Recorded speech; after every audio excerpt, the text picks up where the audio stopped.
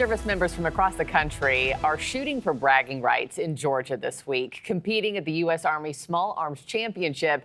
And you've got hundreds of soldiers and cadets firing rounds all week long as they learn from Olympians and prepare for combat. News Nation's Elizabeth Pran is in Fort Benning, Georgia for us this morning. I mean, Elizabeth, these soldiers are scary good, right? What have you seen as you've watched competition kick off? Oh my gosh, Marquis, so much talent in one location. As you mentioned, we saw some young cadets and even Olympians. Even Sajin Madalena was there working with some of these service members, all showing off talent and extreme dedication. Of course, everyone wanting to walk away with a high score come Saturday. Staying calm while you're shooting. You know, if you have a bad round, just making sure you stay in it and not get too flustered. U.S. Army cadet Peyton Howard traveled from Utah to rural Georgia for the week. Time will begin, and you may advance when your targets appear. Competing in the prestigious Small Arms Championship at Fort Benning.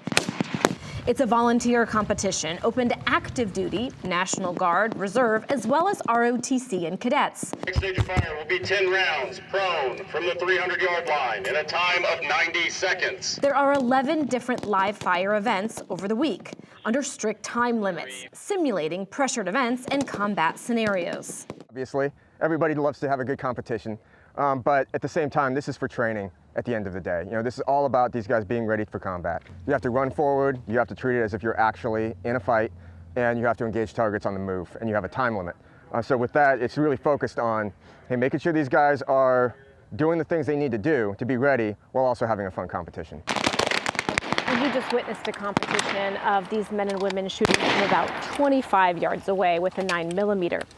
Competitors come from all over the nation. They'll be competing throughout the week, sometimes as far as 400 meters away with a rifle. The goal for competitors is not only to win, but get educated from Army's finest marksmen. Fire!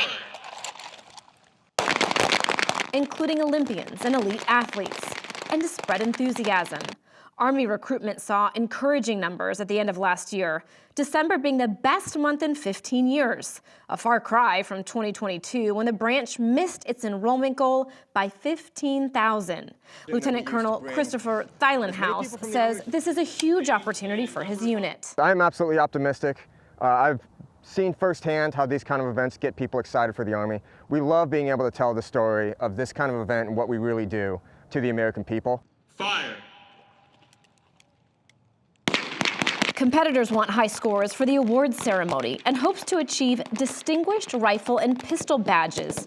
Both take precedent over standard qualification badges, meaning the soldier is an above-average, more lethal marksman.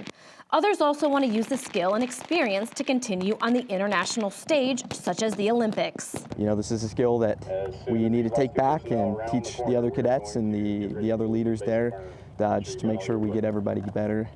And it's something that we might need to rely on to, you know, protect ourselves and others, so it's an important skill to keep up on.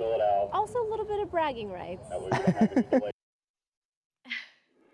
Marquis, the unit was created back in the 1950s, 1956 to be exact, by President Eisenhower. And since then, servicemen and women have competed, whether it be in an international competition or, of course, the Olympics every 4 years, every year since 1956, showing you just how elite these men and women are. Marquis? And you brought up a great point in your reporting, too. It must be so great for these soldiers to learn from one another and ask questions, you know, before they go to combat. Iron sharpens iron. Elizabeth Pran, really cool. Thank you so much.